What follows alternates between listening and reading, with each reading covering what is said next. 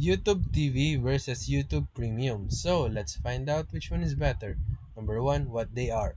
So, YouTube TV is a live TV streaming service with 100 plus channels, including sports, news, and entertainment. Meanwhile, YouTube Premium removes ads from regular YouTube videos and it includes YouTube Music. Number two, their content and features. YouTube TV gives you live sports, local channels, and unlimited DVR storage, while YouTube Premium gives you an ad-free experience, background play, and offline downloads, but no live TV. Number three, their pricing. YouTube TV costs around $72.99 a month in 2025, while YouTube Premium is much cheaper at $13.99 a month.